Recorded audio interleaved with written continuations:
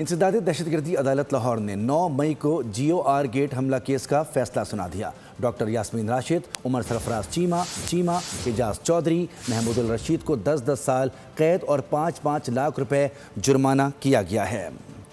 अदालत ने शाह महमूद कुरैशी समेत 13 अफराद को बरी कर दिया। 4 मुल्जिमान को इश्तिहारी करार दिया गया, जिन्हें गिरफ्तार करके पेश करने का हुक्म दिया गया है। 9 मई को GOR गेट हमला केस लाहौर की इंसदादी दहशतगर्दी की अदालत ने फैसला सुना दिया। PTI रहनुमा डॉक्टर यास्मीन राशिद को 10 साल कैद और 5 लाख रुपए जुर्माना किया गया। साबिक गवर्नर उमर सरफराज चीमा को 10 साल कैद और 5 लाख रुपए जुर्माने की सजा सुनाई गई। एजाज चौधरी को भी 10 साल कैद और 5 लाख जुर्माने की सजा सुनाई गई। अदालत ने महमूद रशीद को भी 10 साल कैद और 5 लाख रुपए जुर्माने की सजा सुनाई।